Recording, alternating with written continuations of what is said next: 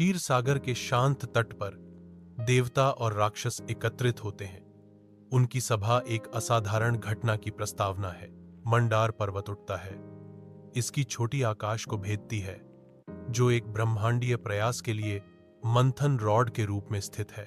सर्प राजा वासुकी पर्वत के चारों ओर कुंडलित होता है।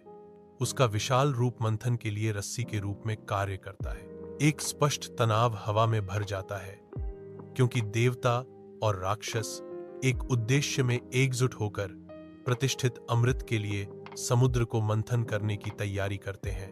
आसमान प्रत्याशा से गूंज रहा है, जो दूध सागर के आसन्न मंथन के लिए ब्रह्मांडीय शक्तियों का एक सामंजस्य है। समुद्र का महान मंथन शुरू होता है, क्योंकि वासुकी नाग मंदार पर्वत के चारों ओर कसकर कुंडलित होता है। समुद्र की सतह बढ़ती तीव्रता के साथ घूमती और झागदार होती है। गहराई से विभिन्न जीव और वस्तुएं अशांत लहरों की सवारी करते हुए उभरने लगती हैं। एक घातक जहर कालाकुटा गहराई से उठता है।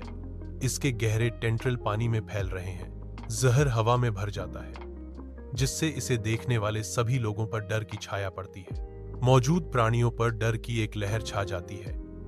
उनके चेहरे आशंका से भर जाते हैं। कैलाश की शांत चोटियों के बीच भगवान शिव घातक कालकूट विष का सामना करते हैं। दिव्य बलिदान के क्षण में वह विष का सेवन करता है। उसका भाव अडिग रहता है। एक परिवर्तन होता है। उसका गला गहरा नीला हो जाता है, जो उसे नीलकंठ के रूप में चिन्हित करता है। देव और असुरों ने राहत की सांस ली और भगवान शिव की स्तुति की। क्षीर सागर की मंथन गहराई से कामधेनु प्रकट होती है। इच्छा पूर्ति करने वाली गाय, असीम प्रचुरता का प्रतीक। अगला ऐरावत शानदार सफेद हाथी उठता है, जिसके हाथी दांत अलौकिक प्रकाश में चमकते हैं। उच्चैः श्रवा दिव्य घोड़ा आगे बढ़ता है, जिसके शक्तिशाली खुर समुद्र के छिड़काव को लात मारते हैं। देवी लक्ष्मी ग्रेसफुली ऊपर उठती हैं। उनकी उज्जवल सुंदरता स्वर्ग को रोशन करती है। चंद्रमा आकाश में चढ़ता है, विस्मयकारी देवताओं और राक्षसों पर एक कोमल चमक डालता है। युद्ध के मैदान के अराजकता के बीच धन्वंतरी प्रकट होते हैं, अमृत का प्रतिष्ठित बर्तन लेकर। एक भयंकर विवाद छिड़ जाता है, क्योंकि देवता और राक्षस अमृत के लिए भिड़ जाते हैं।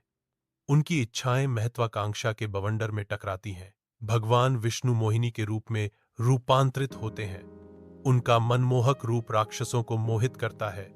यह सुनिश्चित करता है कि केवल देवता ही अमृत की दिव्य कृपा में भाग लें। शक्तिशाली और अमर देवता अपनी जीत का जश्न मनाते हैं, जबकि राक्षस कड़वी निराशा में उबलते हैं।